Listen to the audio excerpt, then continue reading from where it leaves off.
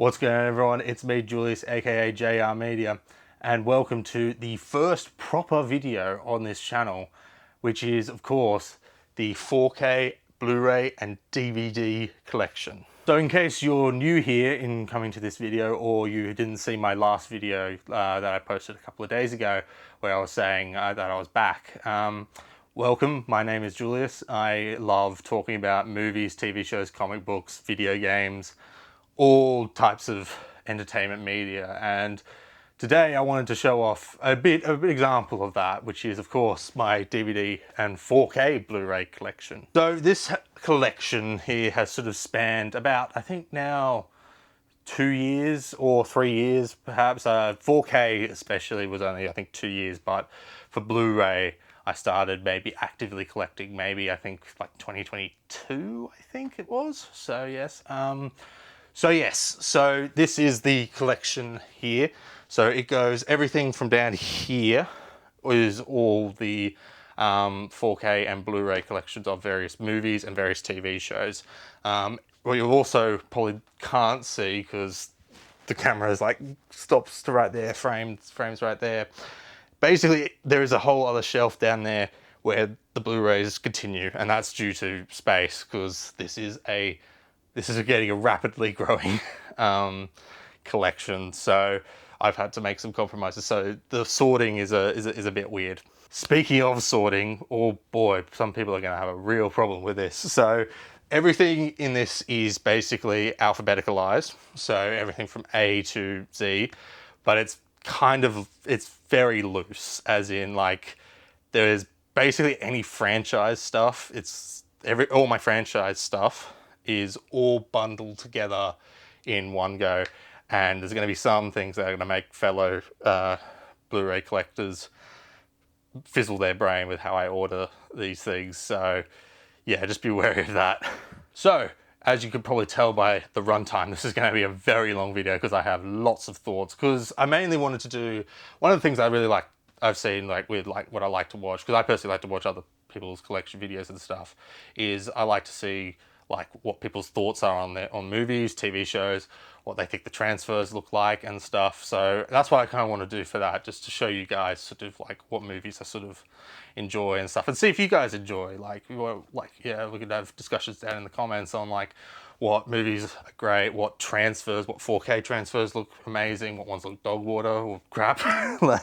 So yeah, it's a good opportunity just to show like movies and stuff I like. So given that runtime, there's going to be a lot of talking about that. So let's not waste any more time. Let's get into it and let's get started. Me from the future here, basically here to tell you this video took way longer than I was expecting to. This video I filmed initially, the whole thing, I initially filmed it because I imagined it to all be one long video. However, by the time I got to editing this, given this took more than a month to come out, this turned out to be a very, very long video. So much so, I've had a haircut up here and I've had a beard trim, as well as it growing back. And also I've got a jumper now, because now we're on the cusp of winter here in Australia. So it's taken that long. So basically that's why as you can see by the title, this is part 1. So this will be split into 10 parts long. So I talked a long time about all this stuff. So a lot of things that I've talked about in this, in a very, very long video. So given the final runtime, I decided I would edit all of it and then I would split it up into parts. So I've finally done that.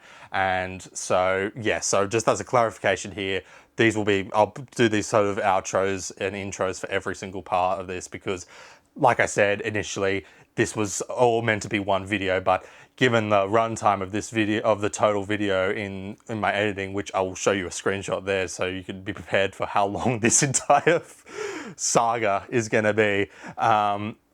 Yeah, basically that's what I've decided. I'll split these up into parts, so I will put in intros and outros of me just, you know, leading into the next part and such. So yeah, so basically when you see blue shirted me or jumper me, that means, yeah, right to the next video. This is me post editing and stuff. So everything else is from me editing, so just wanted to give you clarification on that. Also, another thing, the title, as you can see, it's got like a bunch. I've listed like some of the franchise sort of stuff. So I think in this first video I've put like Alien and other things like Back to the Future and stuff like that. Basically, I wanted to just put them in the title just so it gives an idea of what each individual part is about, basically, because there's going to be some parts of this entire saga where it's just one whole part is dedicated to one franchise. So there's going to be like 3 separate parts dedicated to DC and Marvel, basically. So the reason why I want to do that is just to give people clarification on like what each part is going to be. So if you're not interested in that part, you can literally just skip that whole one and go to another one if that's your preference, basically. As well as that, of course, I've put in time codes for like every single, like everywhere from alphabetical order, as well as naming when I'm up to a long bit of the franchise when I'm talking, so it allows you to skip ahead to any parts you're interested in, because to be honest, I don't expect many people to watch this entire video all the way through, because 20-hour video is just an absolutely brutal thing to sit through. So I expect a lot of people will just be jumping around, which is completely fine because, yeah, like we don't have all the time in the world. So, but yeah, so that's just what I want to say there. So yeah, but anyway, lots and lots and lots of things to talk about in this video. So let's get right through it. So let's start off with the only numbered movie I have in this collection that's not sorted into any other franchise or series, 2001: A Space Odyssey. I mean, what is there more to say about this movie? It is a visual spectacle. Like, the fact that you could watch this now and be told that this came out 2 years before we went to the moon is awe-striking. Like, it is crazy what Stanley Kubrick was able to do about this movie. Visually, everything looks fantastic. I do see a lot of modern audiences say it is very slow, which it is. It is a very slow-paced movie because it's basically just shots of space and spaceships docking with space stations and stuff. But personally, for someone who has ADHD, this movie just, I can put this on and just watch it anytime, really. Like, it is just that visually gorgeous. The ending, no idea what the heck that happens there, but I don't think anyone knows what that's meant to be. But visually, it is an impeccable movie. It's a very visual movie, and you need to watch it sometime if you haven't. This is definitely considered one of the best 4K transfers, and it's easy to see why, because it just looks absolutely phenomenal, and it just looks so modern. I think Christopher Nolan was actually involved in the transfer of this one, so given that his movie is probably the modern equivalent of this, it looks so damn good on this transfer. So yeah, so if you haven't given it a shot to watch this, which I'm gonna be surprised if you haven't, because it's one of the most critically acclaimed movies of all time, do yourself a favor, go watch it. Then we move on to The Adventures of Tintin, The Secrets of the Unicorn, on Blu-ray 3D. Yeah, remember when Blu-ray 3D was a thing? I sure do. So yes, I've got this on 3D Blu-ray. I've got a couple of other movies on 3D Blu-ray because I've started to collect them because I have a PSVR to watch them on, as well as a very old small 3D TV. So I've started to collect a couple 3D movies, with this being one of them. So yes, Adventures of Tintin is fantastic. Like, this is the best action adventure Indiana Jones Uncharted movie in the past, probably for the 21st century, really. It is incredible. Like, Steven Spielberg and Peter Jackson and Stephen Moffat, who wrote the screenplay for this, is just a fantastic adventure movie that really harkens back to, Indiana Jones and stuff. And I would also consider this the best Uncharted movie that's not an Uncharted movie. Like, there are set pieces in this movie, mainly the one in Egypt where Tintin is chasing after the Falcon, where it just goes from him riding a motorcycle to ziplining with a motorcycle wheel to getting into a tank. Like, that is just straight ripped from Uncharted, and it's just absolutely glorious. So it's a brilliant, brilliant movie. Sucks we never got a sequel. I really wish we did, because basically back in the day when I was in primary school, we used to have the Tintin comics, and so I got into those and started to read them. And basically around that time they released this movie, so I went and saw this movie and I loved it. And so I was really hyped for a sequel. that we never got. So real shame. The CG work looks fantastic. Everything is just on point. A great story, great mystery, great characters, great action. As terms for the 3D Blu-ray, I actually haven't watched the 3D Blu-ray yet, but I got 3D Blu-ray because it is regarded as one of the best 3D Blu-rays, so I'm looking forward to checking out the 3D. Then we move on to Air Force One. Die Hard on a Plane, but it's the President with Harrison Ford. Yeah, it's a damn good movie. I really enjoy it. I mean, that was the premise of why I was sold on it. Like, it's Die Hard on a plane, but instead of just some random character, the President is the protagonist hero. So it is a great movie, great action. Get off my plane. Great line.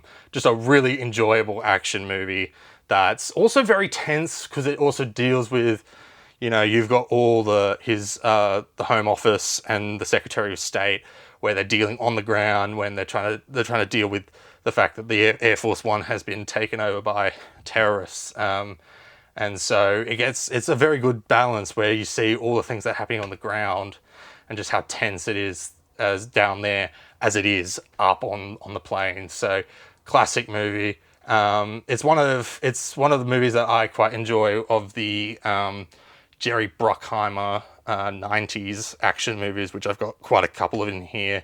I just have a massive soft spot for those movies. So yeah, Air Force One, great action movie.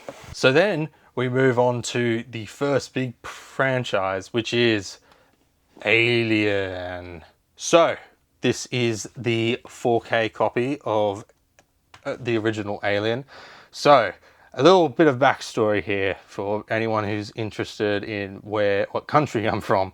So as you can probably see by these logos, I am based in Australia. So these are all region B or region 4, whatever they're called now. So Australian, these are all from Australia. So the thing is with this is Alien, Marvel, Die Hard, a lot of these movies are basically now owned by Disney. The thing about Disney is a couple of years ago, I believe it was 2023, Disney decided to stop releasing Blu-rays here in Australia. So that means every single 20th Century Fox, every single Marvel, every single Disney movie that's ever been released on 4K or Blu-ray will now never be reproduced. Thus, when these have all sold out, and most of these have, they go up in price. So these are all out of print. So this Alien on 4K here, this copy is very rare. So you're probably thinking, why don't you just import from overseas? Because all the 4Ks are all region free. Yes, they are, but I'm a stubborn person who likes to have the Australian version because I've become so used to it because that was the region I'm born into. So every time I've just grown an attachment. You'll probably see, of course, there's a couple of more movies that are from different regions. That's obviously because they've been released after Australia or some things. So it's a case-by-case basis, but at the most, I very much really want to try. If there is a Australian version out there, even if it's out of print, I will do my best to try and get it just because I really love the formatting. I'm just so used to the formatting of it. Maybe I'm just being stupid, but that's just me personally. So anyway, let's get back to it. So, Alien. I mean, another absolutely classic. Like, this is probably my favorite. Would it be my favorite horror movie? I think it would be. It's just amazing. And the transfer for this is also one of the best. Like, this and 2001: A Space Odyssey are like seen as like the greats, and it's so damn good. Like, it looks amazing, especially the final act when Ripley's going through the Nostromo as she's setting the self-destruct with all the fog and all the alarms blaring. I remember watching that for the first time on this 4K, and I was just blown away by seeing, like, this is visually maybe the greatest movie I've ever seen. So yeah, it is a perfect horror movie. The dread of everything, the sci-fi, lo-fi tech, where everything's very analog, just that gives that really awesome vibe that Ridley Scott would later apply to Blade Runner. Yeah, and it's just such a perfect movie because it's just this one organism just terrifies and just massacres this entire crew who are just going all the way back from a mining expedition. And so, yeah, it's an incredible movie, just an amazing start to this franchise. And personally, it might be a hot take nowadays, but I do prefer this over Aliens. So now we move on to Alien just on Blu-ray. I got all the original 4 Alien movies on Blu-ray before I got the 4K and started collecting 4Ks. So this is how I originally watched Alien. But I like to keep this one on the shelf because usually when I get a 4K that doesn't have the Blu-ray, but I also have the Blu-ray, I will put the Blu-ray disc in the 4K. But I like to keep this one here because it keeps with the formatting of the spine, since the spine matches up with the other 4 Blu-rays. So yes, so that's just the Blu-ray version of Alien. Then we move on to Aliens. This time it's War.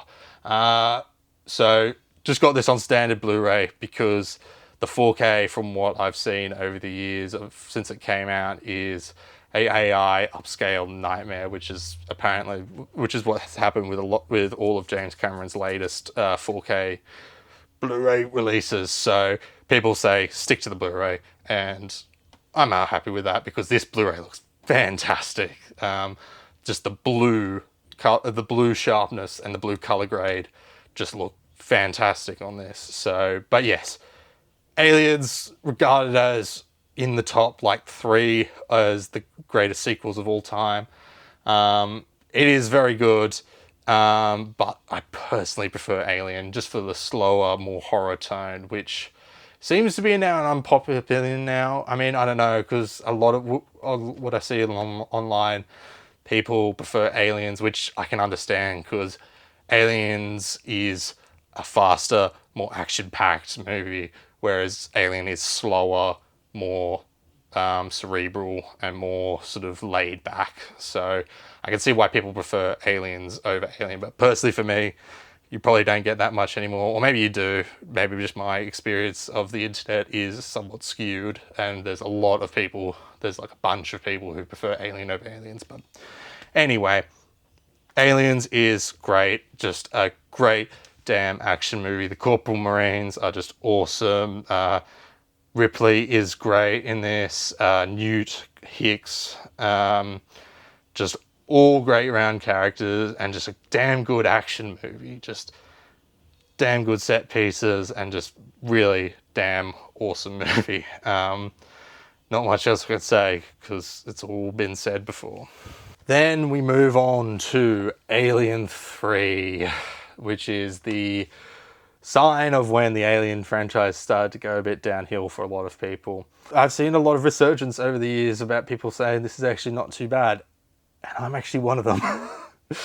This movie I really should hate. This movie completely undoes Alien's ending. Spoilers for this 30-year-old movie. It kills off Hicks and Newt in the opening scene, and it's just all around just a miserable movie. You get this, it just feels so bleak and depressing. It's just you just feel watching the whole thing because people are just dying. The atmosphere's so bleak and stuff. But morbidly, that's kind of why I like it. I think it's definitely to do with David Fincher's directing, even though he absolutely hates this movie because this was his first movie he did, and it was an absolute nightmare because of studio meddling and stuff.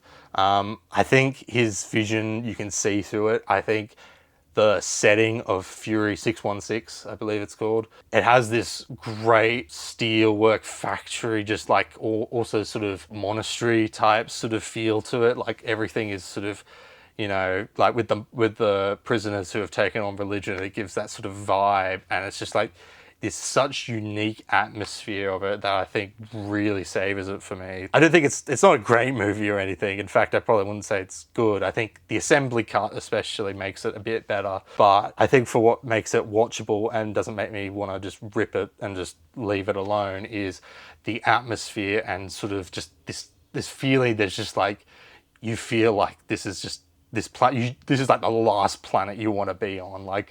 Like, I'd rather take, yeah, LV 426 over going to Fury 161. So yeah, just like the atmosphere is great. I mean, I don't mind the characters. I think it's kind of interesting with the prisoners, even though there's some weird bits, like when one of the prisoners attempts to assault Ripley, and then that same guy later sacrifices himself to lead the xenomorph into the trash compactor or the radioactive thing, and that feels a bit weird because it feels like the movie's trying to give this guy a redemptive arc, even though like an hour ago he was attempting to assault Ripley. So, but anyway, I think, yeah, like some of the actors are damn great. There is, like, watching this and looking back, there's like 3 different like actors from this that were in Doctor Who.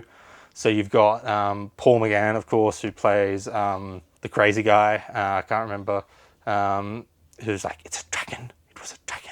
The one who lets out the xenomorph in the assembly cut. You've also got the one guy who survives at the end, the one prisoner. He's in Impossible Planet and Sated Pit. He plays the chief of security. And so I was like, I've seen that guy before. It's like, oh, that's that guy. So yeah, so that's the guy that survives at the only character that survives at the end. And then the other one is a really kind of deep cut, is the prison warden. He is one of the bank robbers from Attack of the Cybermen. So for all the people who don't watch Doctor Who, which is probably going to be a lot of you, considering this is a DVD and 4K Blu-ray video, you'll have no idea what any of this means. But for all the Doctor Who fans out there, that's a little interesting tidbit, that there's 3 actors who appeared in this and in Doctor Who. Because I believe this one was filmed over in England, so there's a reason why pretty much all the prisoners are English. So, but yes, I enjoy it. I think Ripley's death is pretty damn good. I think it's satisfying. And I mean, I don't mind the xenomorph popping out in the original compared to the assembly cut where she just falls into fire. I mean, I don't mind that, but that's a bit divisive. So my throat's going a bit wobbly there. So yes, I understand why people don't like it, but I do kind of enjoy it, and personally, whenever I go through this franchise, I will always watch it rather than just pretending it never happened. So yeah. Then we move on to Alien Resurrection, which is definitely still, I would say, the worst in this franchise. Like, I mean, it's just such a weird movie, and it's fun, it's enjoyable. I do enjoy it. Like, it's stupid, like, popcorn blockbuster film that's just fun to watch, but it is just there. Like, setting it 200 years after this, I guess, is all right, but it gets rid of all the nice technology from the first few movies, and it just goes to sort of just like generic sort of science and stuff, so sci-fi technology. Ripley 8 is an interesting idea, but I don't know, it just feels like you've killed her, and just like bringing back stuff as a clone in stories I've never liked too much. The only other instance I can think of is Star Wars The Force Unleashed 2. It just feels like, oh, we just got to backtrack because we want to get Ripley back, but we killed her off. So yeah, I'm not a big fan of that. I don't mind the crew. The crew's kind of fun. They do feel very Joss Whedon, like it feels very Firefly like, that crew. And there's some neat action scenes, I'll say. Like, I do enjoy the underwater scene where they're swimming in the kitchen and the xenomorphs are coming. That's a good scene. The most hilarious scene in this movie is definitely the bit where the guy who's got the chest burster starts running towards the main guy of the facility with the gun, and he grabs the guy and then puts him down and aligns him with his chest, so that when the chest burster comes out, it chest bursts through his chest and through the facility guy's head. It's just like absolutely hilariously cheesy and just over the top ridiculousness. It's just so funny. But man, Winona Ryder she's all right in this. The twist of her being a robot is weird, is, I guess, all right. I mean, I don't think it does much to benefit the film. But apart from showing that how far robots have advanced, because she just sounds just so fed up with everything beforehand, and then, hey, surprise, turns out she's a robot. So the fact that Raymond Cruz, who's most iconic for playing Tuco Salamanca in the Breaking Bad franchise, he plays one of the surviving like security sort of guards, and he's enjoyable to watch because it's like, oh, it's Tuco. So yeah, but yeah, the alien and human hybrid is not great. Like, I understand what they're going with, and I think Alien Romulus does it a lot better. But yeah, the design of it just with the pupils and you can see it being like all sad face and stuff.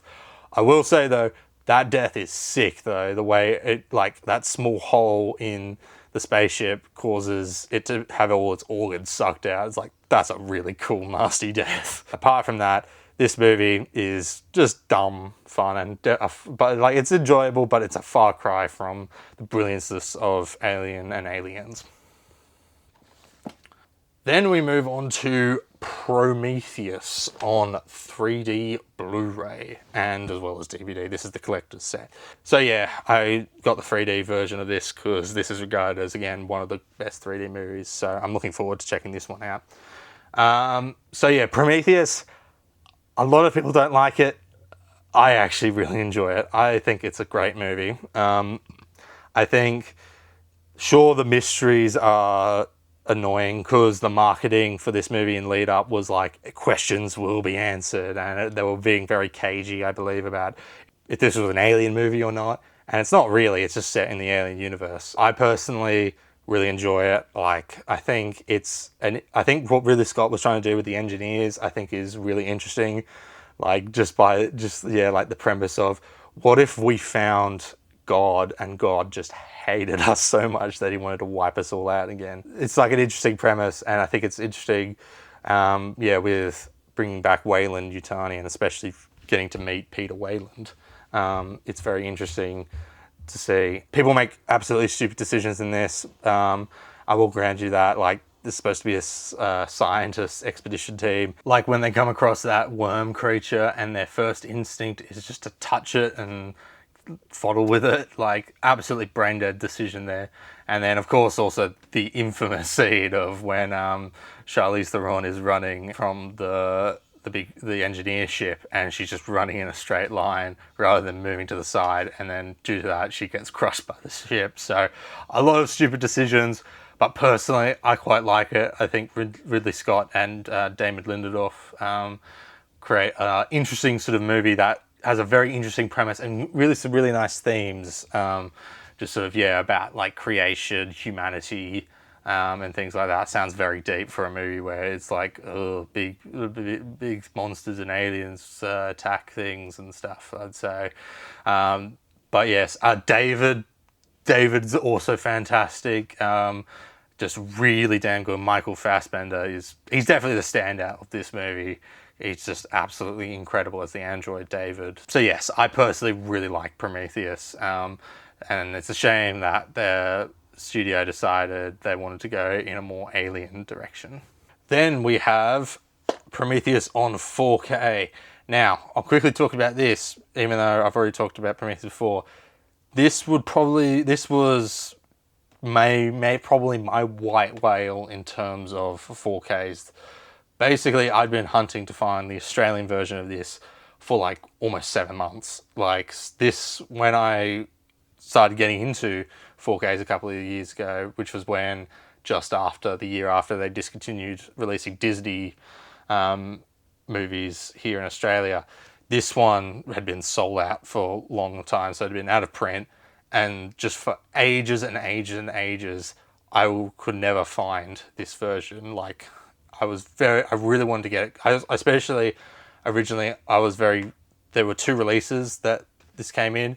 You could get just the single 4K, or you could get the one with the Blu-ray included. And personally, I wanted to get the Blu-ray included because before I got the 3D Blu-ray, I got this first. So so this is basically my white whale. I spent ages browsing websites like eBay, Gumtree, CEX, until finally, I think at one point I got an email notification from CEX saying they had it in stock, and so I ordered it straight away, and I was just so damn happy to get this, because this was like the main. This is the one 4K I spent ages trying to find. Sure, could have just imported it, but like I said before, I really prefer to get the original Australian copy if it's possible. So I'm very glad to have it.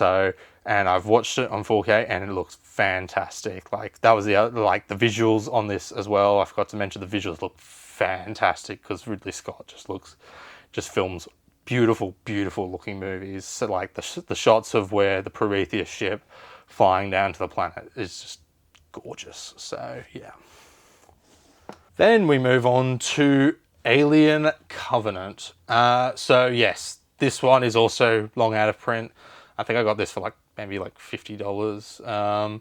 I think a year ago. It's all right. I think it's definitely trying to be two things. It's trying to be both a Prometheus sequel and an Alien movie. Because I think the idea was Prometheus, people were not on board. A lot of people weren't. The box office reflected that people wanted an Alien movie, so the 20th Century Fox were like, let's make this an Alien movie, but Ridley Scott wanted to do a Prometheus sequel, so they just splashed Bob and mixed it together, so you got this movie. I mean, there's enjoyment to be had here. I think overall it's not too bad.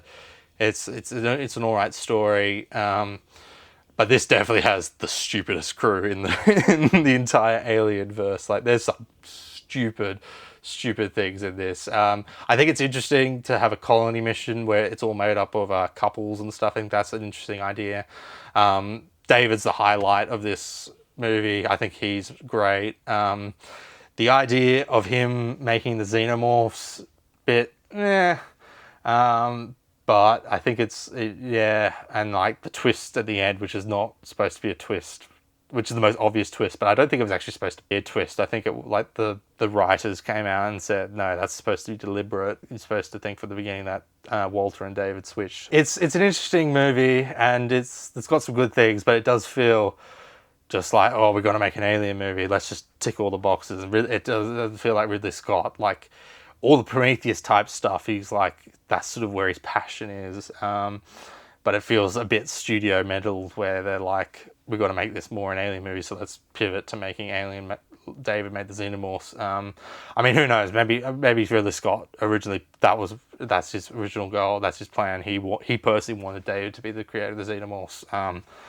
But yeah, the David creating the xenomorphs is just, it's like, and it's like I understand it does fit well with his character, because he becomes all about creating and creation and being above humanity and stuff. And so he hates humanity, so what could I use? Because he's inspired by the engineers, since they wanted to wipe out humanity with that vial. So what will I do? I'll experiment with that vial to create an alien species that I could wipe out all of humanity with. So there's interesting ideas there, like with David and stuff. I mean, yeah, it's a fun slasher type movie, but it's definitely not on the peak of as good as of course, yeah, 1 and 2, and I think it's worse than Prometheus, personally. But my word, is this movie gory? This is definitely the goriest one, like even more compared to Alien Romulus. Like, there's some nasty stuff in this movie. Like, I think, yeah, the bit where they're not xenomorphs in this, like protomorphs for the most part. Like when the protomorphs bust out of the guy's back, or the one that I visually remember is the one coming out of the guy's mouth. Like, that's yucky. Like whoever decided to make a chest burster but change it so it's a throat burster is a sick genius. So this is quite gory, and it's pretty gnarly, but it definitely does reflect the sort of tone, and of course with Alien and stuff, because these things are just murdering machines. So yeah, I think it's an okay movie. I think it's a decent Alien run around, and David and Walter are really great. Although that scene when they're playing the flute with each other, boy howdy, the homoerotic sexual tension you can feel in the air, so thick that you can cut it with a knife. So yeah, like apart from David and Walter, I think it's an all right sort of run around, and sort of it's okay. But like with Prometheus, visually it looks fan bloody tastic. So it definitely replicates that on 4K. So yeah. So then we move on to Alien Romulus on 4K. So this is the first Blu-ray in the collection that's actually is not from Australia. This is from the UK because this came out after Disney stopped releasing Blu-rays here in Australia. So yes, so this is basically the course correction of the franchise, really, because after Alien Covenant happened, a lot of, I think, yeah, both probably box office wise and sort of middling reviews, 20th Century Fox decided they were going in a different direction, and so they abandoned the whole David's storyline.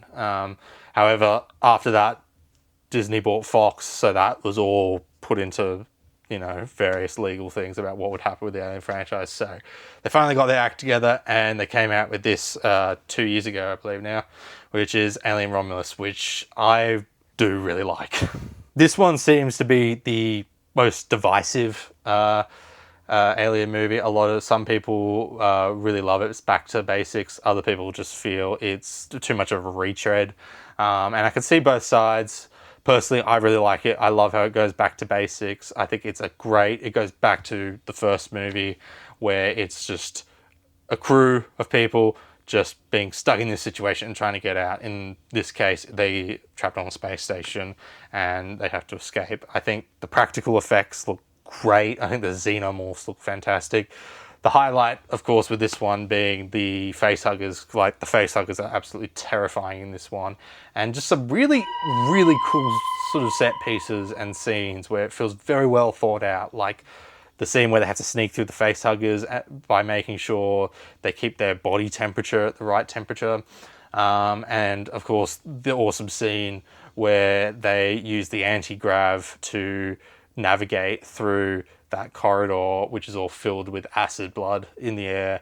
Like, just absolutely awesome, like really well thought out action set pieces. They're just really cool. In terms of the characters, I quite like them. I like Rain and her relationship with her android brother Andy. I think Andy's probably the highlight of this movie. He is fantastic, and the way like he gets he becomes sort of the bad guy a bit when he gets uploaded with the Weyland-Yutani protocols. I think that's great. I think the rest of the other cast, they're all right, but they're sort of, you know, cannon fodder in Expendable, which, you know, that's what a lot of them are there for. But yeah, I do think the inclusion of CGI'd Ian Holm is not the greatest inclusion. I think they could have done it where I think it would have been more interesting from what like some other people have suggested. That it's another version that looks like Andy. I think that could have been interesting rather than trying to just do CGI Ian Holm for nostalgia purposes. But it does sort of make sense in terms of the story. Like, of course, there would probably be more androids that would look like Ash. But yeah, and especially watching on the 4K, the CGI can look a bit iffy at times. So yeah, maybe not the best use of that technology there, and they probably could have done it a bit better. So, but yeah, personally, I quite like the Prometheus inclusion in it. I think it's an interesting idea and ties it all together. I know some people don't like it, but personally, I like the way it's explained with the black vials and stuff being experimented, because I feel like, of course, they would like. It's turned like Weyland-Yutani will turn anything into a weapon, so as long as they get their hands on it. So, but yeah, and I really like the engineer xenomorph hybrid that is the big thing at the end. I think it's executed a lot better than in Alien Resurrection. Like, this thing is scary, and I've seen, yeah, again, some people don't really like it because it just strays too far from the thing, and I'm like, I guess you can see that, yeah, but we've had, like, how many movies have we got at this point where it's just aliens running around killing people? Like, and for the majority of this movie, you get that. Like, the other cool thing I like about this is it's basically starts off as Alien and then transitions into Aliens by the end. Like, I think it does a very good job in transferring evolving as the story goes along. So yeah, I think it does. I think it's really cool how it sort of shifts from horror into sort of action horror by the end, or straight up action towards the end. I think it does it very well there. Some of the callbacks I think are just, they can be a bit like, yeah, like especially the "get away from her, you bitch" is like, yeah, that's probably the most forced one. It's like, okay, you probably could have done without that. But the others, I don't mind too much. So yeah, I think the Xenomorph Engineer hybrid works very well in this movie, because I think the design works, and especially because for the majority of this movie up until this point, it has been a really solid just alien movie where you meet the alien and then there's more aliens in the nest and stuff. So I think it definitely is. I think it definitely earns its place to use that, to have introduced that in the final act as the final thing, to be something different and be something sort of unique, even though it was done in Alien Resurrection, but it's done a lot better here. The other thing that's also really cool is you can feel it's definitely based on Alien Isolation, the video game, which I think the director Fede Alvarez came out and said it's very much inspired by. And that's probably why we're now getting a sequel to Alien Isolation. So it does have that very thing, and I spotted like some cool Easter eggs, like you see the save station in the room, in some of the rooms in the movie and stuff. It's like, that's really cool. So definitely, it does have that. It does feel it's very much inspired by Isolation. So yeah. Then we move on to the Predator franchise. So this is immediately going to tick people off, because why is this here and not in the P section? That is because personally, I thought, you know, Alien and Predator have crossed over a lot, and especially with the recent Predator movie Badlands being like, this movie is set in the Alien universe, I thought, screw it. So for me, this is all alphabeticalized as A for Alien and Predator franchise. So that's how I organized it, deal with it. So, starting off, Predator, first movie. Is this a hot take to say I think some of the sequels are better? Like, I don't know about it. Like I first watched Predator maybe a couple of years ago, and I thought it was good, but not amazing. Like, when I saw some of the later sort of Predator movies, mainly Prey, I was like, I much prefer that. So that's just a hot take for me personally. But I think I've rewatched it, and it's still a great movie. I think it's great. I think John McTiernan is great directing in this, considering he did this, and then the year after he did Die Hard, so he was on a roll here. So Arnie as Dutch is great. I think it's a really great premise, like, especially with how it sort of starts with like the first like half an hour just being this military group just going through the forest and jungle, and just like being absolute badasses, just wasting away commies and stuff. And it's like, it's just great. Like, it's a great idea, because then it flips the script when the Predator or the Yautja gets introduced, and you just see these guys are just out of their depth compared to these things. So I think it's a great premise with setting these characters up to those badass guys, only to show they are no match. It's like the same thing. It's sort of the same thing with Alien, where you've got where it just shows you cannot beat this thing. You just need to run and just get away, or just survive somehow. Just don't even attempt to try and kill it. It's the perfect organism, as Ash would say. But anyway, yeah, Predator, I think it's great. The action is fantastic. Like, it's very stealth. It feels, this is definitely the most sort of horror sort of adjacent of the franchise, but it is definitely more an action franchise compared to Alien, which has its roots definitely in horror. But yeah, I think it's great, but personally there's one or two movies I actually kind of prefer over this one. So that's just my hot take. I think it's still a great movie, but I don't think it's the best of the franchise personally. Predator 2. This one is, yeah, it's okay. I think there's some enjoyable stuff to get. It's a weird ass, crazy ass movie. Like, going from 1 to 2, it's like, whoa, and like you're like, we go from a city, it feels very 90s, you got all these gangs and stuff. It's like, it's a crazy movie. It's very sort of all over the place. Danny Glover is, I think he's really good as the protagonist. I think it's an interesting sort of movie. It's like very sort of, it just feels so completely different to what Predator 1 was. And I mean, this does introduce sort of the different predators and sort of more go into their sort of culture a bit, like show, like at the end of the movie when Danny Glover goes down into the ship, he sees all the like the trophies and stuff with the xenomorph Easter egg, which was the first evidence of the Alien universe and the Predator universe being the same franchise, even though that was just, I believe, put in for an Easter egg. So yeah, it's okay. It's probably my second least favorite of the franchise, but I know some people quite love how silly it gets and stuff. But yeah, so yeah, Predator 2. Predators. I quite like this one, so I don't mind it. I think it's quite enjoyable. I think it's a damn good premise where it's basically taking all these hunters from Earth and putting them on a different planet to be hunted. I think great damn premise. The characters bit mixed. Like, I think there's some interesting ones. Shame they kill off Danny Trejo in like the first 20 minutes, which is a shame. But Walton Goggins is funny. Adrian Brody as the chief military hunk guy is like, he's nah.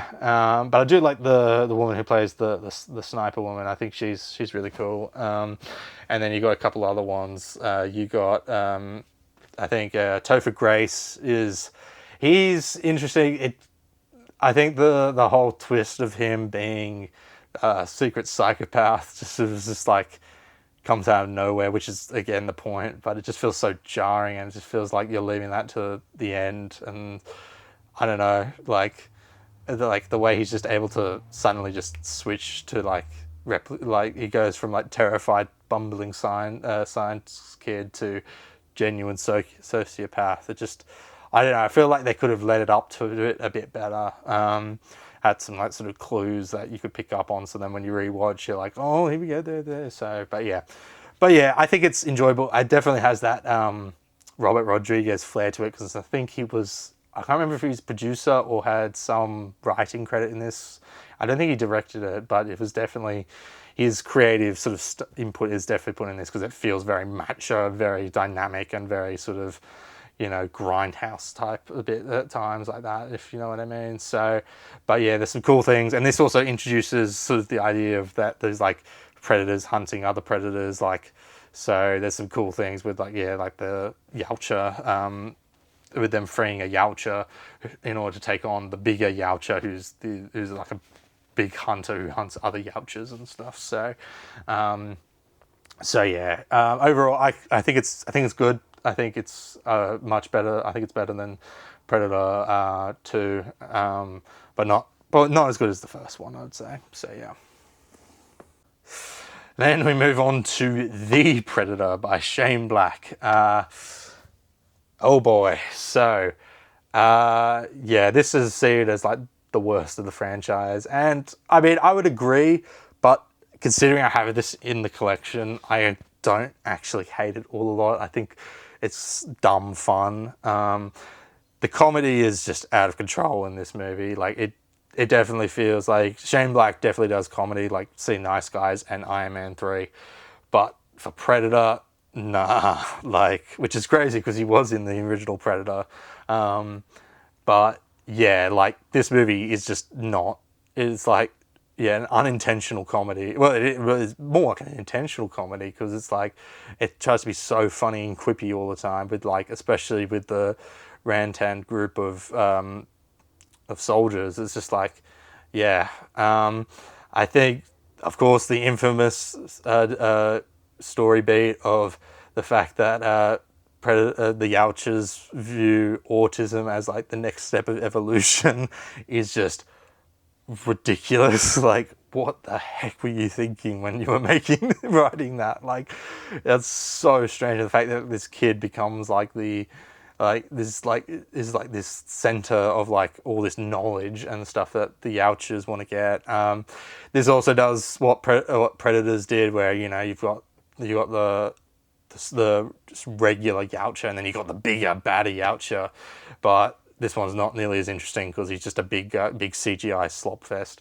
And yeah, I think the characters are just all pretty meh. Like, especially the lead bad guy who's head of the science team. I think his death is so ridiculous and so just out of nowhere that it's also really hard to see what actually happens to him. Like, I remember when I watched it for the first time, I was confused. Like, wait, what? How did he die? And then when you go back and like watch it like really slowly, you can see, oh right, so yeah. But it's like the framing of it and the lighting makes it impossible to see that the fact that the shoulder cannon was what actually killed him. It's just like, oh my word. So yeah, like, it's definitely the weakest. That post-credit scene is also just absolutely just like so ridiculously bad.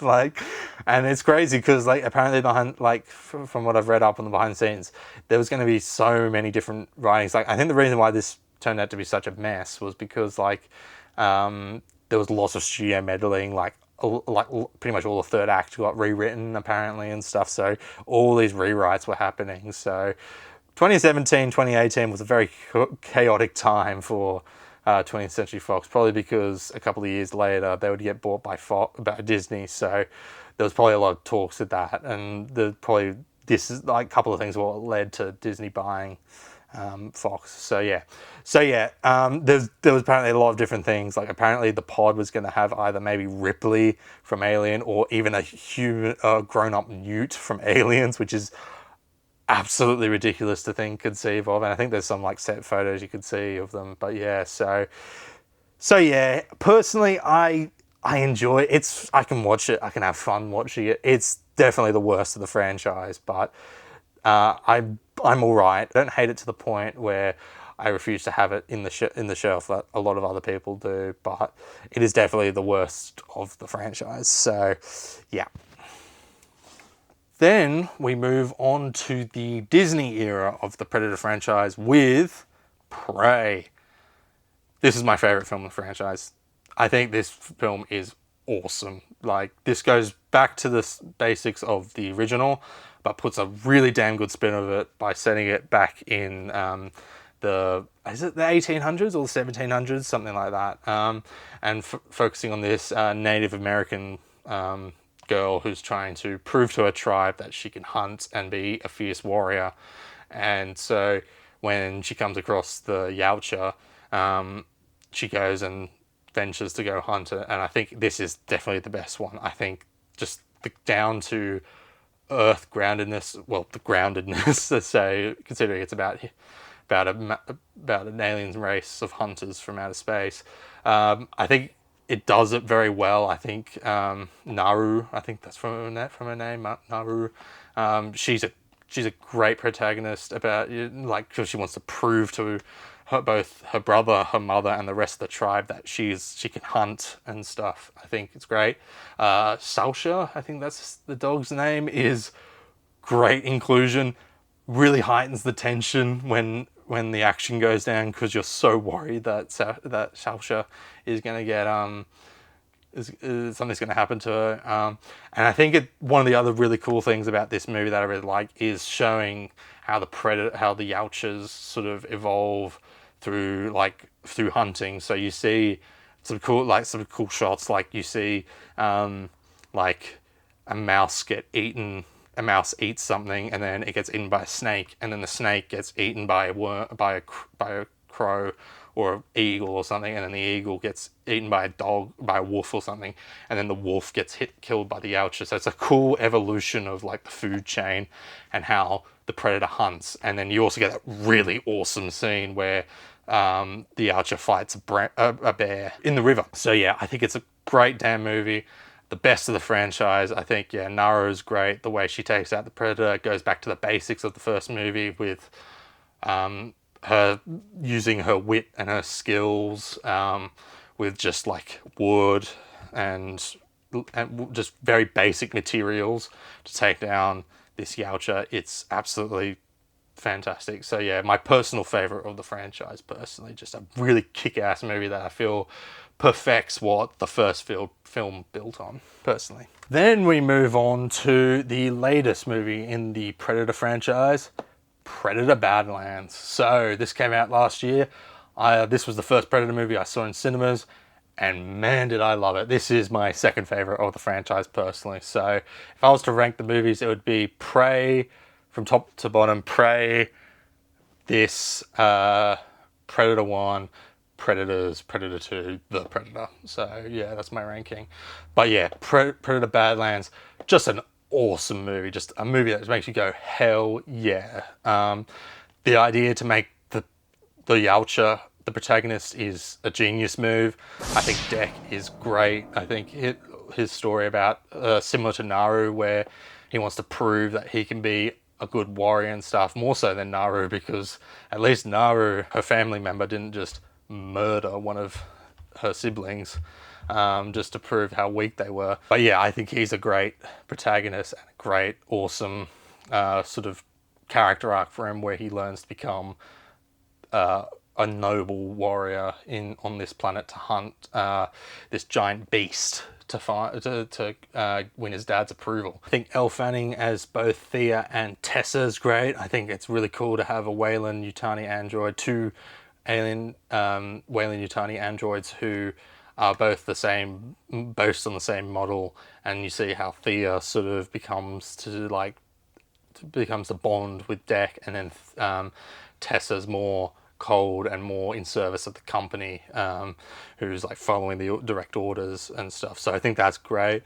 I think Buddy's also really nice. I did catch the twist of it being revealing that she's the offspring of the monster, of the big monster that Deck's trying to hunt early on, because when I first watched it, I was like, Bud looks very much similar to like the monster from Cloverfield, kind of. And then when Deck first meets the big monster, I'm like, that also looks like the monster from Cloverfield. And then I put two together. I was like, oh wait, that's going to be revealed. And then later on, that did happen. So I was like, yeah, that makes sense. But it's still a cool twist and a cool idea. I think what makes this movie really awesome, though, is, like with Prey, it goes back to the first movie with the main character having to use their skills and basic materials to take on the enemy. But this time it's the reverse, where instead of human doing that, trying to do that to take out a predator, the predator is the one using the basic skills to take out Tessa and the Weyland-Yutani synths. And so I think it's a great idea, and like the way he uses like the tail worm thing to use as the shoulder cannon is brilliant. The planet Genna is awesome. It has that very video game vibe where it's just everything just wants to kill you. Like those blades of grass, those glass grass blades are like awesome, and I love how he makes that to be the double knives, that whatever they call that gauntlet thing that Yautjas use in the other movies. For that's really cool. I think also the proximity spike things, the things where you get closer to that plant and the closer you get to it, the spikes burst out. I think that's very video game like. So yes, overall, this is a kick-ass movie, and I'm really looking forward to hoping there's a sequel to this, because this was awesome. So now we move on to the Alien vs. Predator movies, with the first one, of course, being Alien vs. Predator. I mean, it's ridiculous and just a stupid blockbuster popcorn sort of dumb fun movie. I think this might be Paul W.S. Anderson's one of his better movies, although that's a long stretch, because I think Event Horizon's probably his best movie, because that's the only one I could consider being an actual good movie, mostly. It's interesting, it's weird, because this one is way better than the next one, but this one always, I don't know why, but I always get bored by this one. Like, for some reason, like, just maybe it's because it's all set in the pyramid underground rather than like in a cool place like a jungle or something. But this movie, I just get a bit bored by, to be honest. I think it gets cool towards the end with the Yautjas, with the Alien Queen.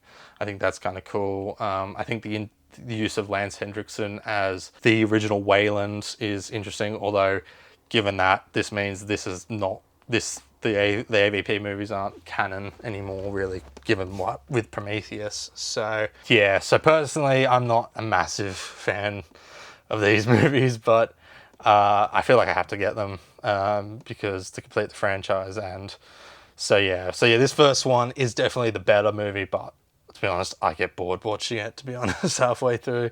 So that's just me. But yeah. Then we move on to AVP Requiem, which, I mean, this one is way worse. This is probably one of the worst films I've ever watched.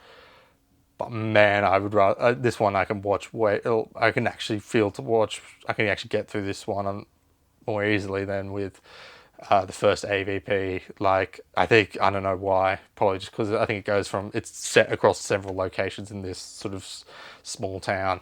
But yeah, I mean, this movie is atrocious. Like, it's in that so bad it's good territory, where you just get a bunch of friends, get a bunch of drinks, and just have a really fun time, roast the crap out of this movie, because it is ridiculous. Like, the decision to set it in a small town and make it like a slasher film is bizarre.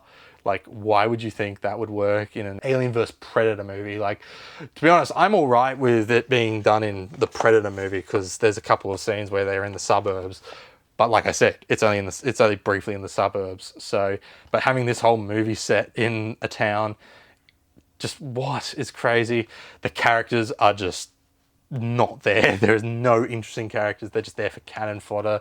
You've got the most stereotypical just horror characters in this movie. The action, I mean, this movie of course is infamous by the fact that they lit the movie so dark that you can barely see the action scenes. Like, at times it's okay on the Blu-ray if you're watching this at night with most of the lights off, but when it gets to the final fight between the Pred Alien and the main Yautja, it gets to the point where at that point you literally just cannot see what is going on, because everything's caked in black and it's all shiny, like all reflective and stuff. And that should be able to mean you can see it a bit better, but no, you cannot. It is absolutely ridiculous. Some of the lines in this are unintentionally hilarious. The key one being the bit when they're in the car where the survivors are grouped in the APC, and they get heard on the radio that the military will get them to safety if they come to this escort point. And basically one of the survivors who's a military woman says they're lying, and then one of the other characters says, "But that's crazy, the government wouldn't lie to us." Like something along the lines like, the government doesn't lie to people. It's like, oh my word. It's like, there's some hilarious lines in this movie. The action, like I said, can't see anything, but also the gore. Like, they make this one gory because the first movie was only rated M, which is PG-13 in America. So this one's rated R, which is MA, which is our equivalent for us in Australia. So this one is a bit more gory, but you can't see most of it. And even when you can see it, it's just like blur. And there's some really messed up stuff that happens in this movie. Like, of course, the main one being the pregnant woman gets injected with Pred Alien xenomorph eggs, and just down its throat and bursts out. It's just like, what are you doing? That's not creepy. That's a bit gross. Like, that's just sick and revolting. Like, it's like, it feels so try hard to be edgy and cool and like messed up and stuff. And it's just like, yeah, no, don't do that. But yeah, so crazy how this movie ends with them just literally just starting to pull like a Resident Evil 3 and just nuke the whole town. Like, that is absolutely crazy. So yeah, I've been waffling on too much about this movie because it does not deserve it, but trust me, give this a watch in the it's so good it's bad category. Like, just get a couple of drinks with friends and just roast this movie. It's a really good time. All right, so then we move on to Armageddon, which is another Jerry Bruckheimer Productions 90s action movie, directed by Michael Bay. I think this might be his second movie he did. I think Bad Boys came out before this, but I can't remember if The Rock came out before this. But anyway, this is one of Michael Bay's earlier movies, and oh boy, you can really feel Michael Bay's style on this. I mean, personally, I really do enjoy this movie. I think it's one of my favorite disaster movies. It's stupid, it's overblown, it's racist, it's sexist, but man, I do enjoy it. Like, oh man, it's such a good time. Like, I mean, yeah, it's so unbelievably stupid. Like, the concept of oil drillers training to become astronauts rather than astronauts just being trained to be oil drillers is just baffling and just a weird oversight. But Michael Bay was like, shut up. Yeah, I really do enjoy this movie. It's just a feel good, just blockbuster fun time about going up to a meteor, drilling a hole and blowing it up to save the world. Like, is there a better time to just turn your brain off? So, but yeah, I really do enjoy this movie. It's ridiculous, over the top, but just damn good fun. Then we move on to American Psycho, which is an interesting one because it kind of feels a bit weird, being a bit out of place in my style of movies. But yeah, so this is the collection because here in Australia, this is the only time it's been released here in 4K. So the only way you can get the 4K is buying this collection by Firevision. I think that's its name, which is an imprint here in Australia.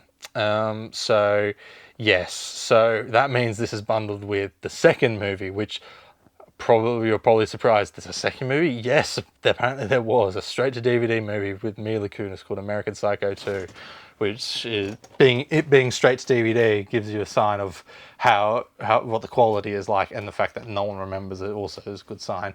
So yes, so this apparently has the second movie in it, but it's so neglected to the point where if you look on the back here, in terms of showing off the photos from the movies, they only show the first movie because they know people are only buying it because of the first movie. But anyway, first movie, it's great. It's a great movie. It's a great look into like sort of Wall Street and corporate dudes and just sort of, I mean, it's not like, that's not me to say like all corporate and Wall Street people are psychopaths, but it's interesting to look at it, sort of look into the side of Patrick Bateman and sort of his psyche and what a psychopath actually looks like, and just like, yeah, so it's very like, yeah, it's very, very interesting, and just sort of seeing this journey where you just get deeper and deeper into this guy's psyche to the point where at the end when you are like Patrick Bateman, where it's like what's reality and what's just in his head. So it's a great movie. Don't let the film bros try and make this feel like it's like this is some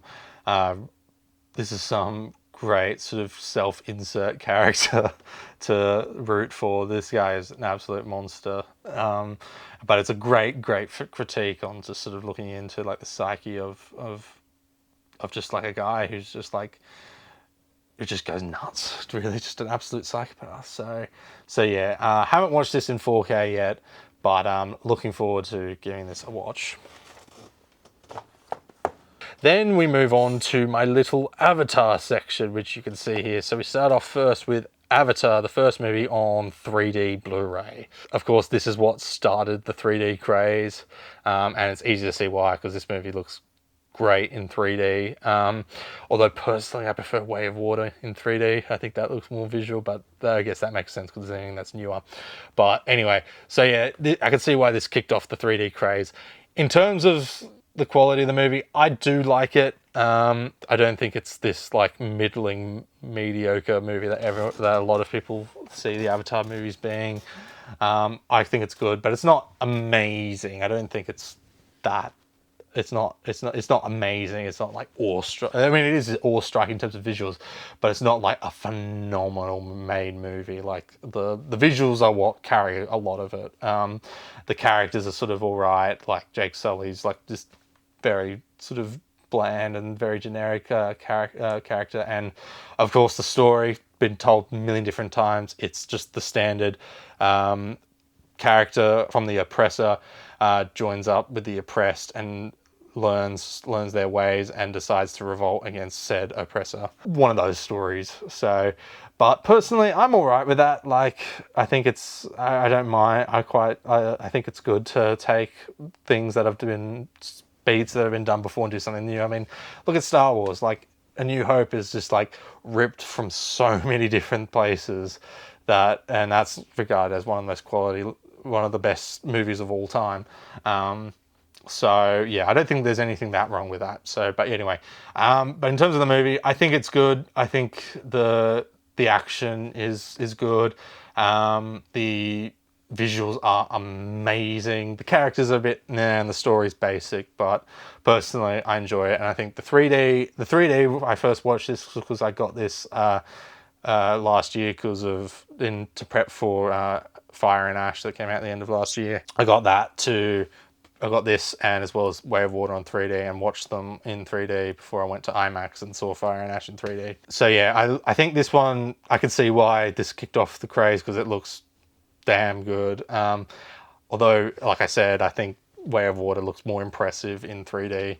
But what I really noticed with this is this one you could see the depth to everything to the point where even you could see stuff like objects on a desk look three-dimensional, and the depth of like the picture is so you can see how far it is from the camera all the way from between the camera and the character. I think it does it very well there with its sort of depth and sort of so I think that's what the best 3D movies sort of do, look the best at, with the ones that do it the best with the depth and stuff. So yeah. Then we move on to the Blu-ray Collector's Edition, which has a couple of the extended cuts. I haven't seen any of these yet, but I wanted to pick them up because I wanted to get them because apparently people say the extended cuts are better. Like, apparently there's a whole extended opening with Jake Sully on Earth. So looking forward to giving these a look at, because since these aren't available on the standard 4K release, you can only get them on the ultimate 4K release that came out in like America. So yeah, I got this for like maybe like $5 or something at CEX.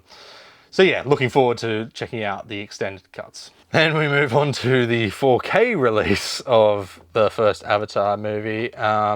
So yeah, I think this looks damn good. I've seen some people say this does look a bit AI sort of slightly upscaled, or maybe more likely digital noise reduction DNR applied to that a lot of James Cameron's other movies, but I didn't really notice too much on that. I think this looks great on 4K personally.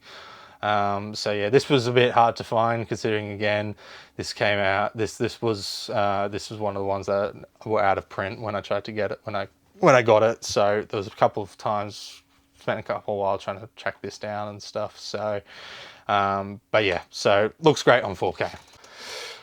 Then we move on to the sequel, Avatar: The Way of Water, in 3D Blu-ray, which is interesting because yeah, by this point 3D Blu-ray was dead in the ditch. So this, I believe, is one of only 2 regions to get 3D. So Australia got this, and I think the UK got it, or maybe the US also got it. I can't remember. I'm not sure. But yes, so this is actually really hard to find because I didn't even know we had this here in Australia, but we did. And so I did pay like $50 to get this because I saw it on eBay at one point, and I'm like, I'm probably never going to see this again. So, and I really would like to watch them on 3D Blu-ray because I do have access to watch 3D movies. So I was like, all right. And so I got this, and man, does this look amazing. Like, this looks better than the first Avatar movie personally. As well as that, I also think quality-wise, this is the best Avatar movie. I really love this movie. Like, I had a great time. I think the introduction of the Sully family is great. Like, sure, a lot of them are just stereotypical kids and stuff, but I did enjoy the family dynamic a lot this time. I loved the underwater shots, look fantastic. The action looks damn great. The final act is I thought was awesome. Like on the big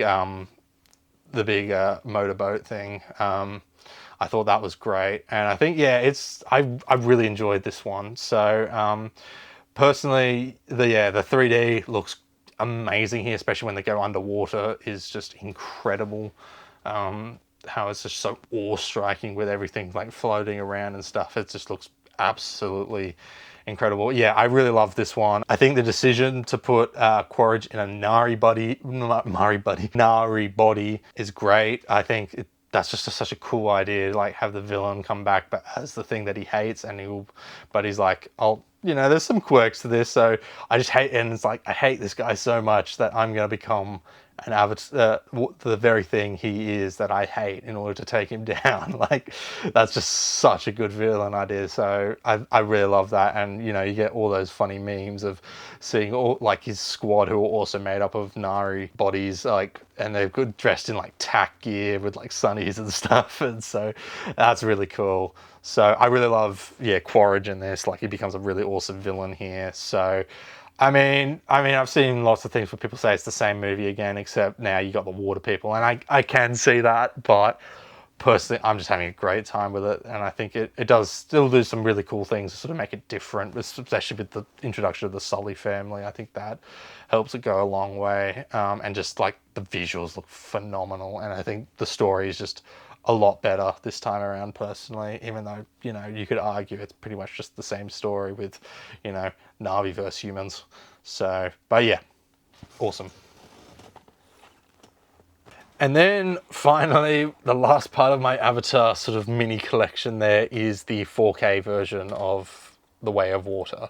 So this I managed to get right as it was getting out of print. Like, because when I came around to getting the movies, the Avatar movies, the first one on 4K was out of print, but this was still in print. So I kind of sort of waited my time, because I was like, I don't know if I really want to buy it quite yet. It was also because I actually hadn't seen this movie until I got the 4K, so I was sort of hesitant. But then when it started to go out of print, I was like, all right, I'll buy it. And this is one of only two sort of movies I've bought where I actually haven't watched it before. So with my whole thing with my collecting 4Ks is I only collect movies that I'm going to rewatch. Like, I'm not one of those people who buy a movie as a blind buy who's never seen it before and then watch it, because that just takes up way too much space. And what if I find out I just hate that movie and never want to watch it again? Like, so I only collect movies that I'm going to rewatch and stuff. So,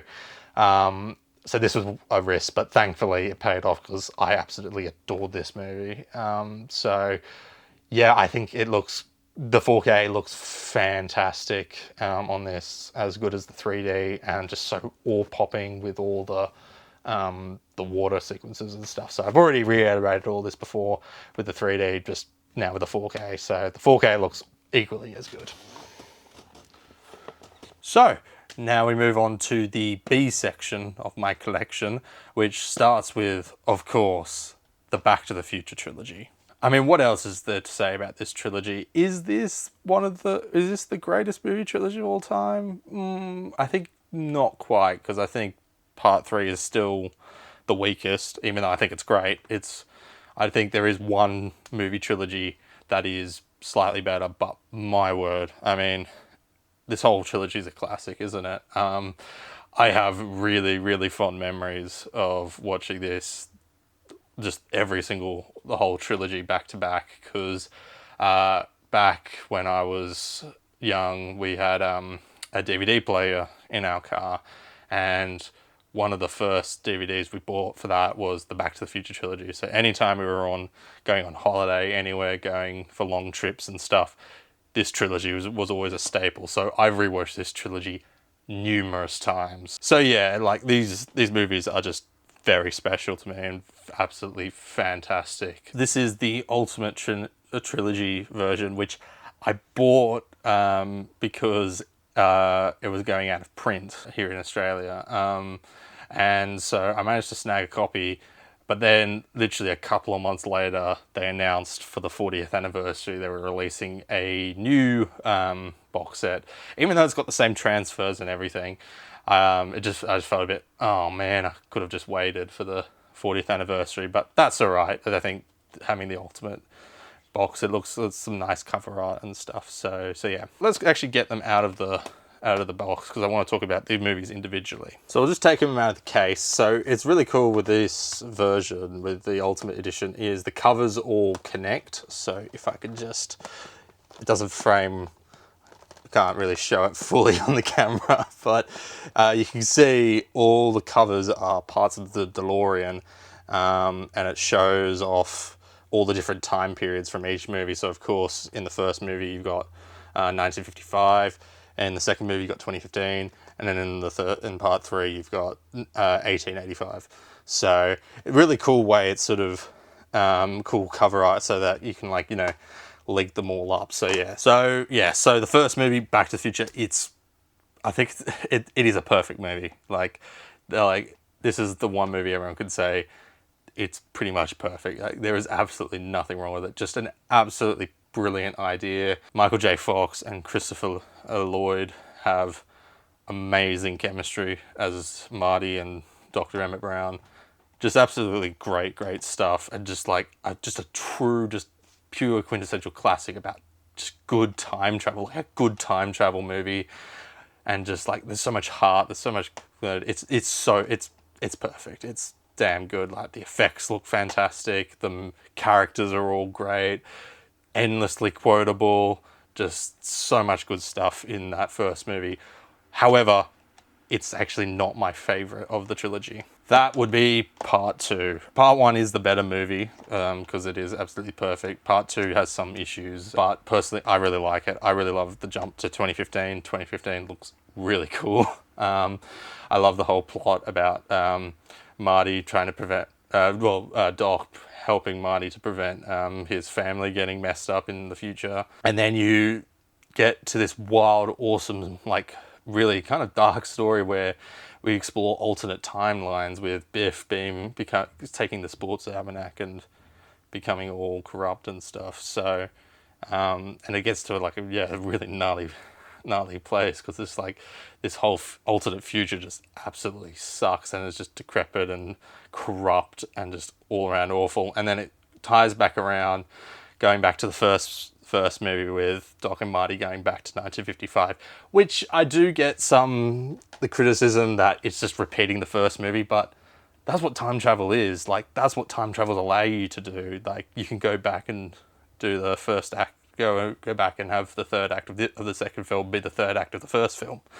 So I'm personally alright, and it's just really cool just to see Marty just like dodge his future self, his parents, as well as Biff and the others. So, but yeah, part 2, personally, my favorite of the trilogy. And then we have part 3, which is, I think, definitely the weakest, but it's still like an 8 out of 10. So that just goes to show how good this trilogy is. Like, the Western setting is really good. I think the romance between Clara and Doc's pretty damn good. Although I do agree with the criticism or the plot hole really, of why don't they just take Clara back with them, that Marty brings up, and Doc's all like, oh no, we can't meddle with time too much. And it's like, the thing is, like, that would be perfect because, like, you already saved her from her destiny of falling down a ravine before. Like, I think it would actually benefit history to take her with you, because, like, she'd be supposed to be, everyone would believe she fell into the ravine or something else happened to her afterwards. Like, taking her into the future with them, that would make a whole lot of sense. But yeah, we couldn't get that awesome train sequence at the end then, because my word, that train sequence at the end is absolutely phenomenal. Just so dang good. So yeah, a great end to the trilogy and really good. Really love how Robert Zemeckis stuck to his guns and be like, yeah, no, there's nothing coming after this. As long as I'm alive, there's not going to be any more. This is the end. That's where it ends. And I got to respect that.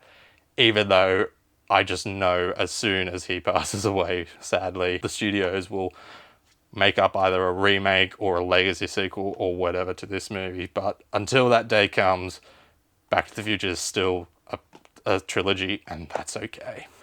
Alright, so moving on, we've got a little oddity here. Blackadder 2, or Blackadder Series 2. I mainly just have this because this used to be just a DVD that we had, and I never really sort of watched Blackadder growing up. I only watched this a couple of years ago with my dad, and it's a very funny show, very, very hilarious. So yeah, Rowan Atkinson is hilarious in it. Borg is funny. Queen Bess, that's right. Yeah, Queen Bess is hilarious.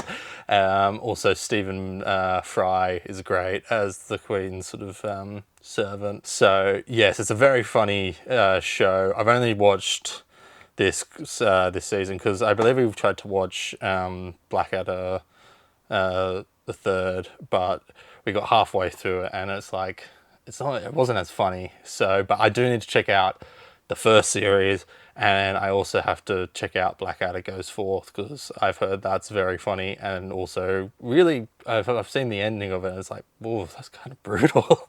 So, but yeah, very funny. It's definitely a staple of one of my favorite things, which is like 70s or 80s English or British comedies. So you'll see down the line of where I get all that love from. But I do have a soft spot for classic, like sort of 70s, sort of 80s British comedies, like television series and stuff. So yeah. So then we have Black Hawk Down, a war movie, which I don't have too many war movies because, I mean, I do enjoy a good war movie, but it's one of those things where you're like, there's very select few I'd probably rewatch. The only reason I got this mainly was because I found this at Vinnie's, which is a charity shop here in Australia. And set the sort of vibe or tone or set the story straight. Basically, DVDs are just everywhere at Vinnie's. It's all filled with DVDs. Regular Blu-rays are a bit rarer. 4Ks, never seen before. Never seen a 4K in Vinnie's until I came across this. So one day I was at my local Vinnie's just looking at sort of the DVD and Blu-ray sort of sections, and I saw this and I was like, wow, an actual 4K in Vinnie's. Like, that was crazy. And I was like, Black Hawk Down, that's a good film. I've seen it before. I quite enjoy that. And it was like only like $5. And so I was like, you know what? I'll pick that up. So, but yeah, I will probably get around to watching this sometime because I think it's a good film. Ridley Scott does a great sort of idea. It's been so long since I've watched it though. I don't remember a whole lot, but I remember it being very chaotic and very very gritty and stuff. But yeah, I'm looking forward to giving it another watch because it's, from memory, it was like a really damn good war film. So yeah. Then we have Bad Boys, which is Michael Bay's first big proper movie, I believe. So yeah, Bad Boys 1, I have the same feeling to that as with AVP 1, where this is the better movie compared to the second movie, but I feel this one just isn't as interesting. There's not much. It feels like mostly a standard sort of cop sort of movie with Will Smith and Martin Lawrence as they try to protect this girl from this bad guy who's like who's stolen a bunch of like drugs. So it's like, yeah, it's enjoyable. I think it's carried a lot by Will Smith and Martin Lawrence's chemistry. But for me, this one sort of feels a bit like a chore to get through, to be honest, because when I watch Bad Boys 2, I think is just a lot better, a lot more watchable. So, but yeah, so I mainly got this because it's the first movie. I feel like it would be weird just to get Bad Boys 2 only. And so, yeah, and I want to get the other ones as well, all the rest of them, so it'd feel a bit weird not to have the first movie. So kind of goes, I guess, a bit against my whole thing about only collecting to rewatch, but I'll definitely rewatch this probably all throughout every time I watch the series back. So, but yeah, so. And then we've got Bad Boys 2. So yeah, I prefer this movie. I prefer to watch this one all the time because it is absolutely ridiculous. It's definitely worse quality than the first movie, but it is just so over the top. It's just ridiculous. Like, that highway chase scene is fantastic. And just like, it's just so over the top, so just like ridiculous. Like the scene in the morgue, the entire opening itself is just, what the hell? The villain is so cartoonishly over the top evil, but his style is just so ridiculously funny. It's just so good. It's such a fun just blast to watch. That it's like, it's just so chaotic, over the top. Michael Bay, it's pure Michael Bayism. Like, feels like where Michael Bay really started going full ridiculousness. I believe this was his first. It was his first movie of the 2000s, and I think he did one movie after this, and then he focused on Transformers. So I could see a lot of Transformers-isms in starting to develop in this movie. But yeah, I really love this one. It's like, it's not a good movie, but it is really just really fun, and just really enjoying to see just how over the top and ridiculous this gets. And then we come to the first TV show, which is one of the best TV shows of all time, Breaking Bad. I mean, what is there to say about this show? So I only got into this, I think, 2021, because I was in primary school for pretty much the entirety of this, when this show was airing. So yeah, definitely wasn't allowed to watch it. Although I distinctly remember one time I was flicking through TV, and I managed to catch like the opening scene of the pilot with Walt in the desert with the RV. And I remember thinking, ooh, that looks kind of interesting, but then my mum turned it off. So that's my earliest memory of Breaking Bad. But then as the years went on, I had heard like the memes started to come out, across like the internet and stuff. I was like, all right. And then by 2021, I was like, all right, I should give this show a shot. And my word, I was blessed to do that, because this is a phenomenal show. I mean, what hasn't been said about this show? It is absolutely perfect. So let's open up the box and go by season. So season 1, the first season, definitely the most lightheartedness, even though it's still a really messed up show. But it's like almost a black comedy type show. Like, there's a lot of scenes where you just help burst out laughing, but sets the stage with Walter White, lung cancer, and him team up with Jesse to cook crystal meth. Everything is great, just great start with things. Particular highlights, of course, is the pilot, episode 3 with Crazy 8 in the basement, a Crazy Handful of Nothing, episode 6, where he meets with Tuco. And yeah, so it's great start. Season 2, much darker than the first season. You get some really nasty things in here, like, of course, the Peekaboo episode, which is like really confronting. Of course, you get the introduction of a lot of the mainstays in the universe, mainly Saul Goodman, Mike Ehrmantraut, and Gus Fring. You also get introduction with Jane and how that all develops in that, which is really tragic. And you've got some great other episodes like 4 Days Out, which is a highlight. Negro Wire Azul's great for Hank. And yeah, so it gets much better, culminating all in that really damn good reveal that's been teased throughout the whole show with the plane exploding.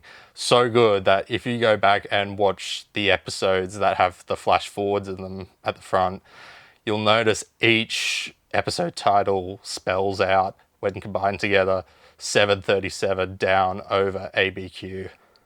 And so, Vince Gilligan, you are cooking, brother. And you've been cooking for a long time. Then we have season 3, which, is this a hot take? This might be my least favorite season. It's still really damn good, this show. This is still like maybe an 8 or 9 out of 10 season, personally. But for me, I think the issue I have with it is, for the first half, it feels very directionless, which I get is the point, because the first half of the season is about Walt getting like Walt's out, but he's being persuaded to get back in, and he's dealing with Skylar wanting to divorce and stuff. And so I understand like we've got to do that to set up the characters and establish, because like of course like if you found out your husband was cooking crystal meth, you'd probably want to divorce him, and your relationship has got infinitely more complicated. So I understand that they got to do that. But for the most part, for the first half, I just feel like, okay, I get it. We need to do this, but I'm just wanting something. I think I'm needing something to sort of happen apart from that, because it is a lot of, because at the same time, Jesse for the first half is really just in rehab most of the time. I mean, you get the whole thing where he wants to cook crystal meth on his own, and Walt's ego's like, no, no, no, no. So you have that, but I think just for the first half, it does feel a bit like the main thing you're sort of seeing, you're waiting for is the twins to show up, which they do, and then once. It's really Sunset is the episode. Sunset onwards, the end of the season, that picks up so much better. So I think it really picks up towards with Sunset, but after that it's a bit slow. But it's still great. It's still grand writing, really good human characters. But personally for me, this is the weakest season. And to be honest, I know people love half measures and full measures, but to be honest, it's probably it's either my second least or my least favourite season finale for me personally. But it's still damn great, because that last like 10 minutes is like absolutely phenomenal. But for me, yeah, season 3, a bit of thing, which is probably sacrilegious to say anything bad about the show, but that's personally just for me. So yeah, season 3, personally my least favourite, but still like an 8 out of 10 personally. So yeah. And then season 4, which is my favourite season of the show. I think it is damn good. Getting straight from the first episode, Box Cutter is absolutely bloody chilling. And just this whole season is just all about just this mental just chess match between Walt and Gus, and Walt just being 2 steps behind. I think Jesse is great in this season, with him having his guilt of Gale, and then Gus weaponizing that to manipulate him to the point where he could potentially get him to take over from Walt. Mike's great in this season. You get all the stuff with the cartel introduced, and sort of looking at what like the backstory of Gus and seeing where he all comes from. I think, yeah, the car wash, Walt with Skylar buying the car wash and having to like sell the story to Hank and Marie and stuff. It's just like, it's all so damn good. So much to the point where I think everything from Salute, episode 10, all the way to the finale is like some of the best episodes of TV I have ever watched. Like everything from there, from episode 10 to the finale to Face Off, is just absolutely incredible. So, and just if you are still rooting for Walt at this point, boy howdy, that final scene will definitely change that. So yeah. Then we have season 5, the final season, which is damn good. Like, I think it is regarded as like the best final season in TV history, possibly. Although there might be one that slightly disapproves that. But yeah, season 5 is great because it feels so grand, because it's like it starts off quite quiet because basically Walt's won. Like at the start of this season, he's killed Gus. The cartel's no more. No one is trying to hurt him now, apart from Hank, but he doesn't know. Hank has no idea yet that Walt's Heisenberg. But like, yeah, like this season, he's like, I've won, and he pretty much just is like, I'm king now. Like, as it says down here, all hail the kings. Like, I'm the meth kingpin. I can do whatever I want. I am just there. So his ego, he's on like cloud 9 with that. And you see that definitely he becomes just so much more terrifying, as you see through Skylar, where this season she's just absolutely terrified of the man. Like that scene of like, I think at the end of the first episode when he crawls into bed with her, it's like, oh man, that's so gnarly. It's like, this is not the same guy anymore, and a true testament to see to the show about how commendable they've managed to portray this evolution of Walter White going from nice high school insecure chemistry teacher to drug kingpin. So, but yeah, you get some great standouts in this season. You got Dead Freight, you know, the train episode where they bring on Todd, and you know how that goes, which is absolutely devastatingly awful that happens there. And then you've also got Say My Name, which is a really, really sad episode and just makes you really hate Walt for how he takes out Mike at the end. And it's just like, oh man. So yeah. Then we have this, which is the final season, which is basically just the second half of season 5. But because season 5 was split into 2 parts and aired over 2 different years, I guess, yeah, they released the Blu-rays on for the first half and the second half on each respective year. So yeah, this is just the second half of season 5. So this picks up right after Hank finds out Walt's Heisenberg, and that just launches into just a fantastic climax of things just like escalating and escalating to the point with Ozymandias, which is, yeah, one of the great, definitely probably the greatest television episode of all time.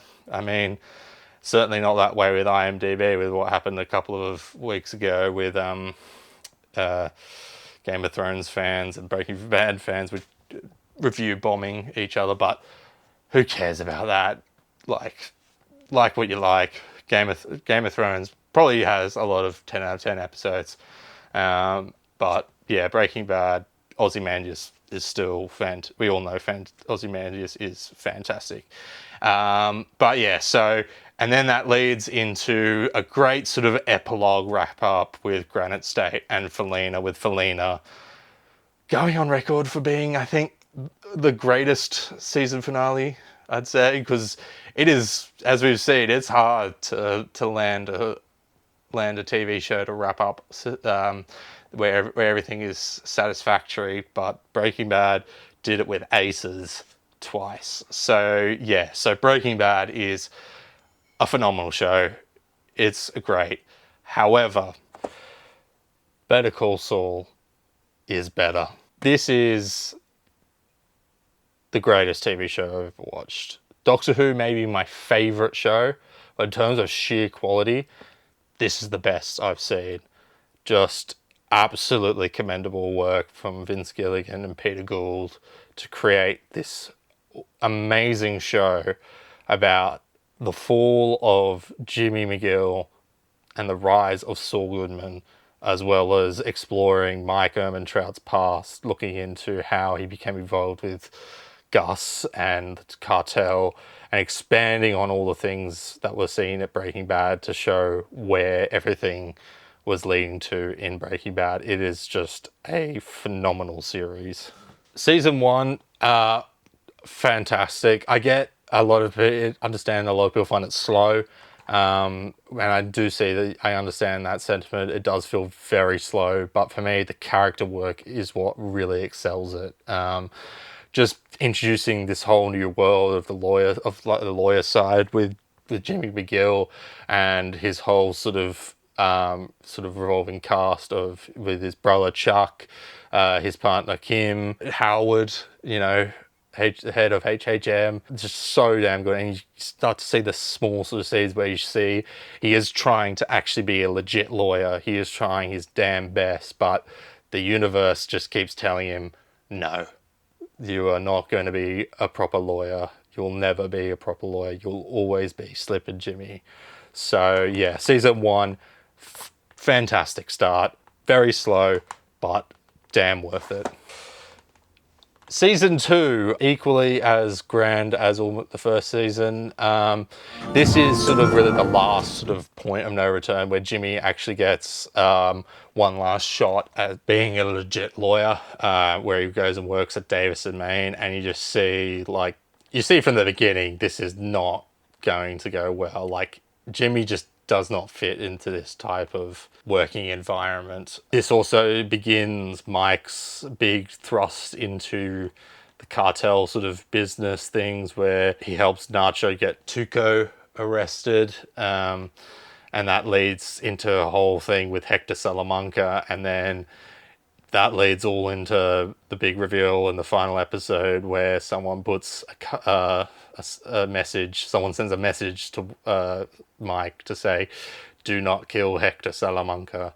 So, but it's very interesting because, yeah, this explains why he got into the business with it, and just a really interesting detail to be like, wow, so Mike really hates the Salamancas, which makes complete sense. So, but yeah, so this season is great and a great sort of thing. This also escalates the whole thing with Chuck and Jimmy, where since you found out at the end of the first season, the climax of that season was finding out that Chuck has just always just despised Jimmy and just beaten him down and just blocked him from any career paths in HHM possible. So this continues that, and just looking at and explores why Chuck's feels this way and just how awful it can get towards the end, especially in season 3, which is what I think is agreed to where the season really picks up. And I guess I can see why, because this is the climax of the Chuck versus Jimmy sort of story arc here.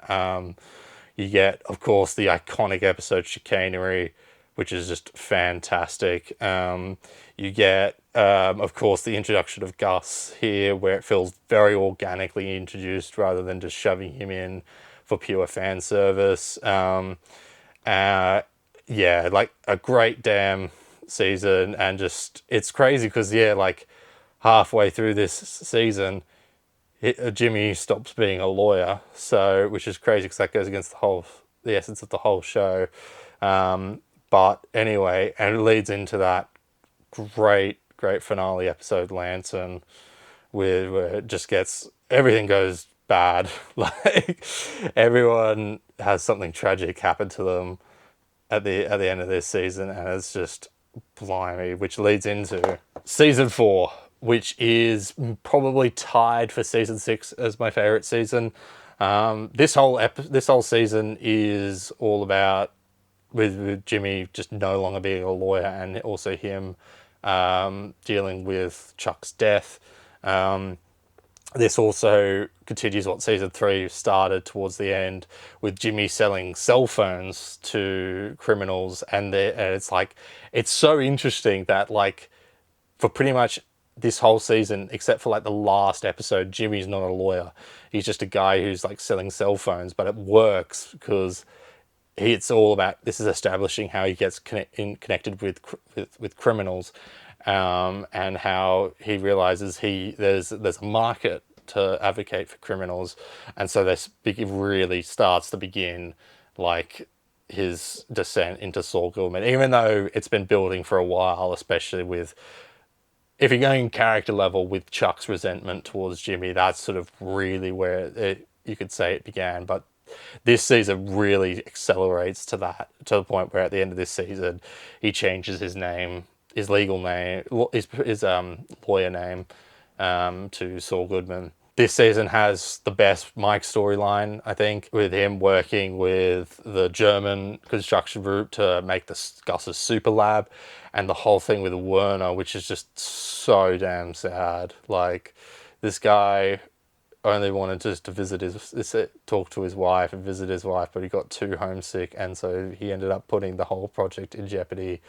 to the point where Gus was like, nah, get rid of him. And it's just it's a very sad scene. It's just like, oh man, the fact that, yeah, like Mike had to do that, it's just like, oof, very rough. Then, of course, the big thing that this season introduced is of course Tony Dalton as Lalo Salamanca, which is a phenomenal villain, just absolutely amazing. He's charismatic, he's funny, but when he's serious, he's scary. He's a full psychopath, but he's also very smart and very cunning, as you will see, especially in season 6.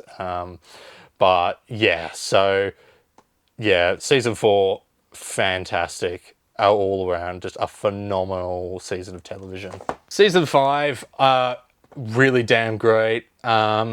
I don't think this is probably my least favorite out of the last three seasons, but it's still fantastic. It's still a damn good season. Like, you've got this whole season is all about Jimmy getting involved with sort of Lalo and sort of becoming sort of a friend of the cartel. You've got on the cartel Mike side, you've got Mike and Gus dealing with Lalo, and Lalo just encroaching on their land and just like being very like trying to prove that Gus is hiding some some big construction project. You have also this season where with Kim, where she is starting to feel a bit that like her heart's not into the Mesa Verde stuff, and you get that great sort of mini arc with Mr. Acker, who just wants to keep his land, keep his house. Meanwhile, Mesa Verde want to kick him out so they can build a communications like bank center on the land, and so that Jimmy like helps Kim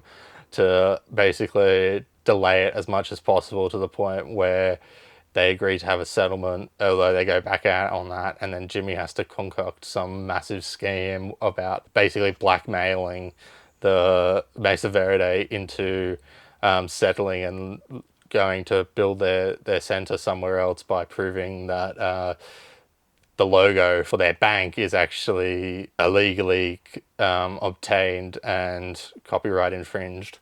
So yeah, you get that great scene.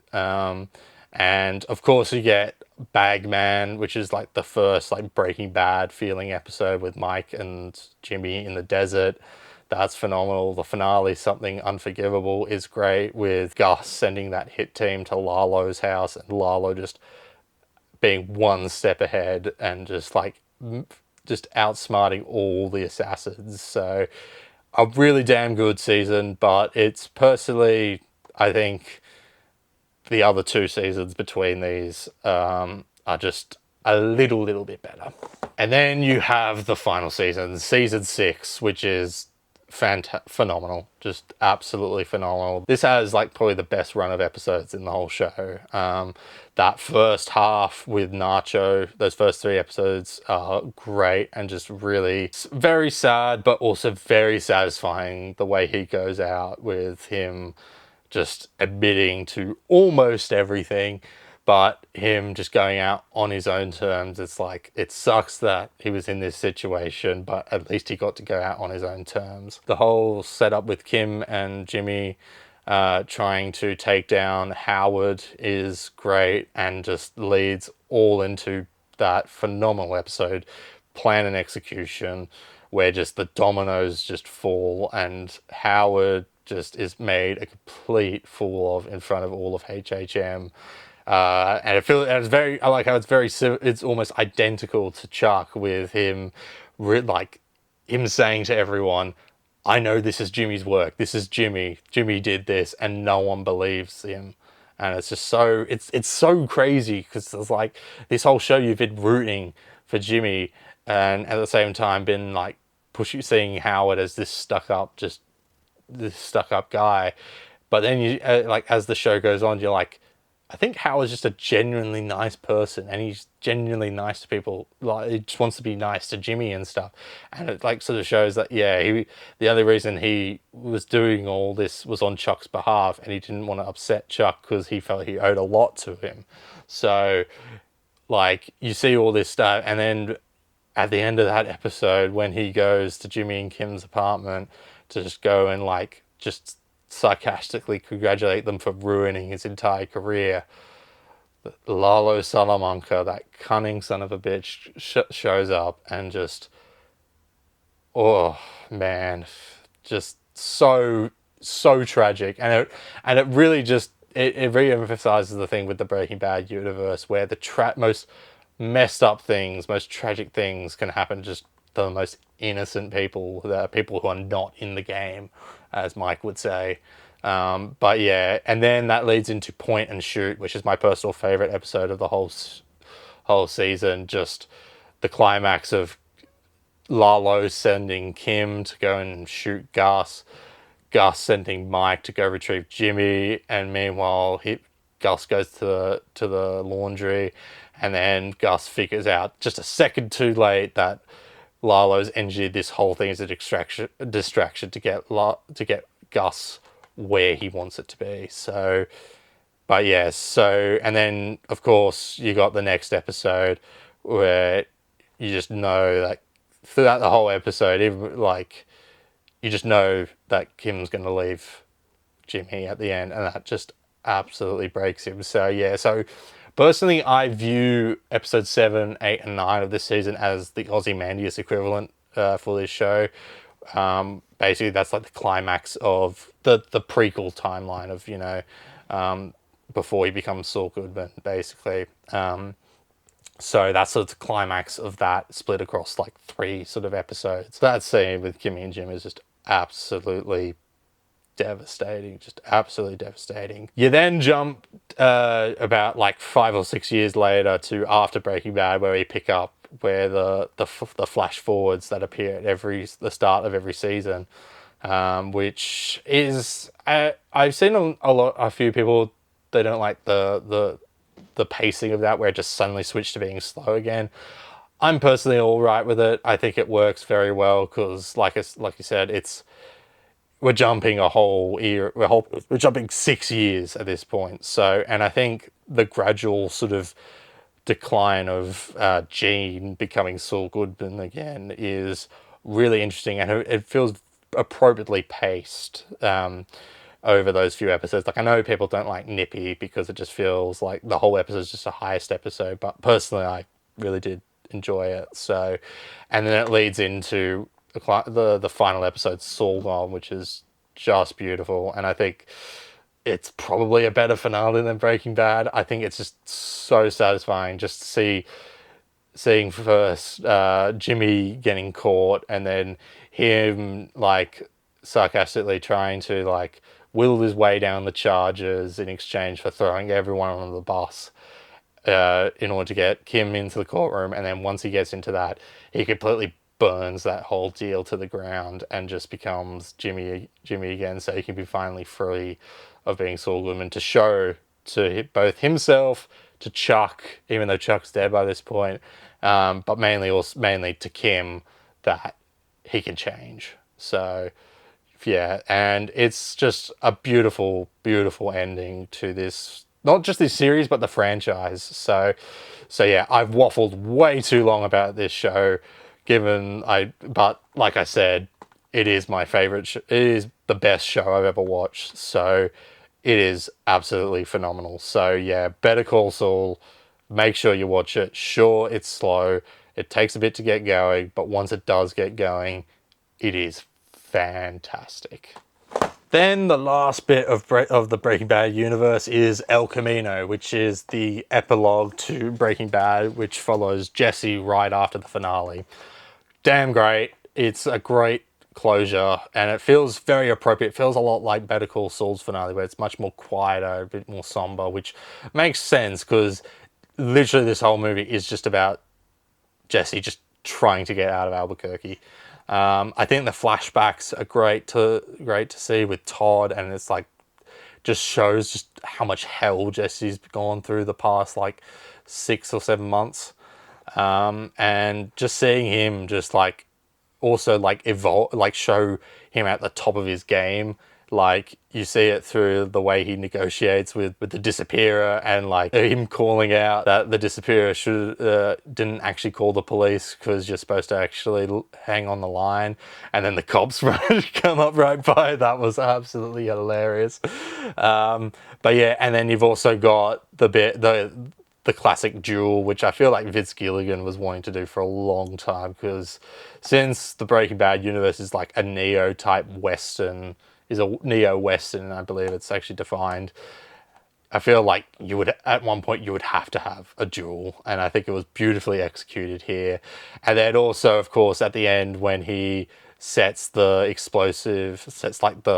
gas canister to explode, it's like, that feels like a true representative of how far Jesse's come and how much he's learnt from Walt, from a guy who flunked chemistry to cooking meth as good, or pretty much as good as him, and creating contraptions as good as him as well. So yeah, El Camino, a fantastic, beautiful send-off and just a really nice ending to Jesse Pinkman's story. All right, moving out of the Breaking Bad franchise, because I felt like I've been talking about that for so long, we move on to Blade Runner, the final cut. This, you might actually notice, is actually out of order with alphabetical. That's because since Breaking Bad and Better Call Saul's box sets, I want to keep them in the box.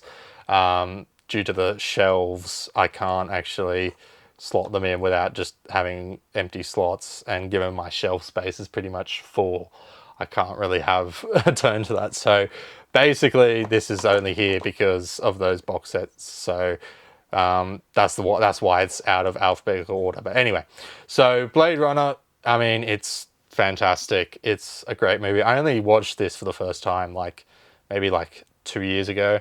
So it's very slow, a bit like Alien. In fact, I'd probably say it's slower than Alien, but it's a great movie. Visually looks, oh my word, this pretty much pioneered the cyberpunk sort of look of that sort of, that grungy sort of sci-fi futuristic sort of, with those neon lights and things. Like, this is what really pioneered it. Harrison Ford as Deck is great. The score, Vangelis' score, is damn good. Great movie. Very slow, but great movie.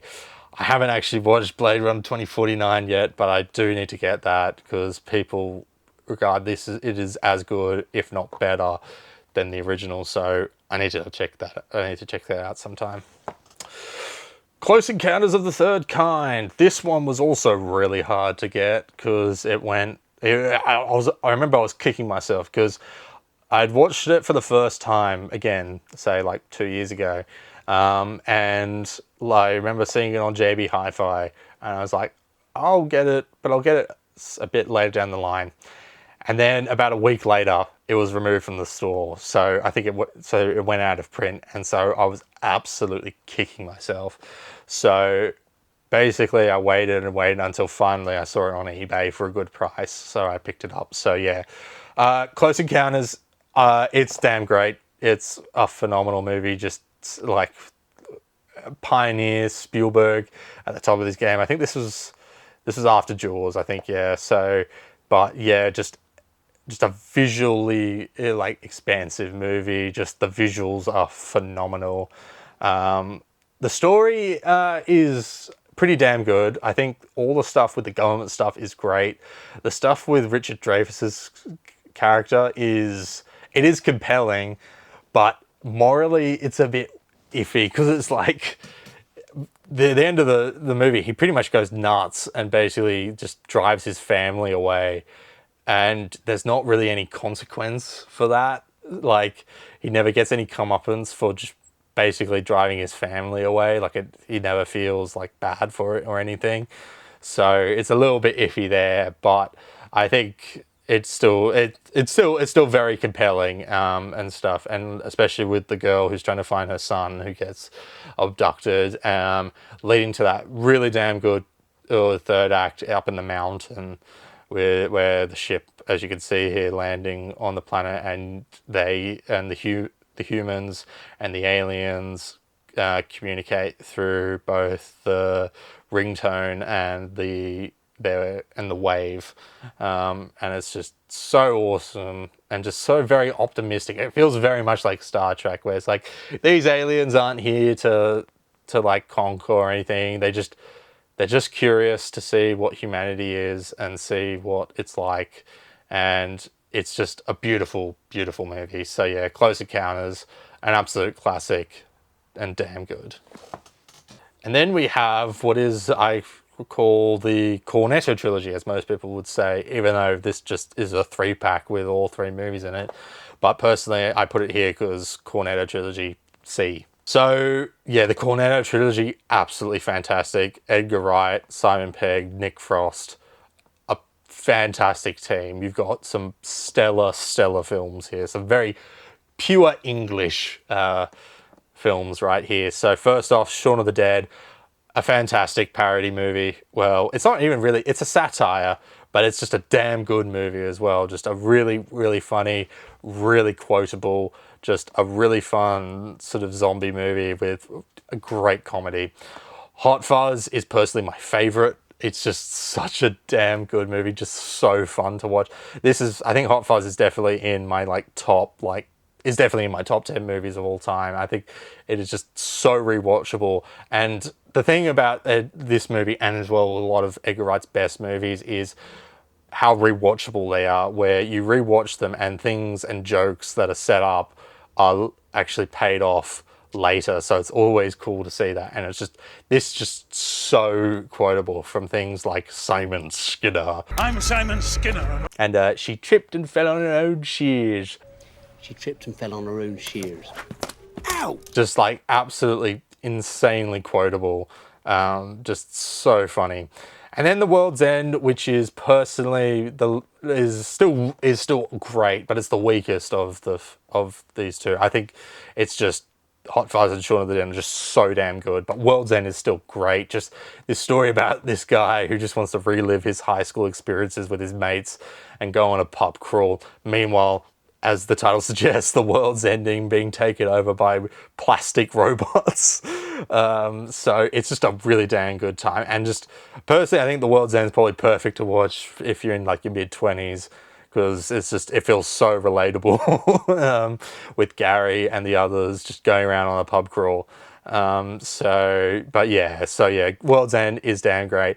And so yeah, the Camino trilogy is damn good, really funny, really hilarious, and very watchable. So if you haven't watched any of these movies, do yourself a favor and check them out. Then we've got Crimson Tide, which is the latest Jerry Bruckheimer 90s action movie that I've gotten, because I only watched this I think last year, and when I watched it I was like, that was damn good. I think I'll get that on Blu-ray. So yeah, Crimson Tide, great submarine thriller. And I think it does a commendable job to make both Denzel Washington and Gene Hackman both on the side of the right. Like, even though Denzel Washington ultimately is really is on the right, I think the way they explore Gene Hackman is you can feel that they're in both ways they are right. Like, they think they're doing the right thing. So and I think it's definitely resolved very well. I think, yeah, just the thrillerness of it, just being on this submarine, not knowing the orders of what are coming in, and basically how do we do that? How do we what happens when two captains disagree on what the situation should be handled. So yeah, great thriller movie and damn good. I was very surprised also to see this had James Gandolfini, who plays Gene Hackman's right hand man and stuff, and so he's really damn good in this. So I was like, that's James Gandolfini, that's Tony Soprano. But yeah, it's a great movie. Also, this has a bizarre, accurate, very niche comic book reference where they're discussing about Silver Surfer and stuff, about which Silver Surfer's better, and it's I remember when I watched it, I was like, wow, that's really niche for the time. But I appreciate it. But yeah, Crimson Tide, damn good thriller movie. So that is the end of part 1 of the 4K Blu-ray and DVD collection. As you can tell, we're only up to C, and it's already been almost 2 hours or something. So as you can tell, I do yap a lot. So anyway, next time will be the big DC collection. So part 2 will be everything DC. So DC animation, DC EU, DC TV shows, the lot. So all DC stuff. So if you're excited for that, look forward to it. And if you're not interested, feel free to skip it. So regardless, I'll see you next time on JR Media.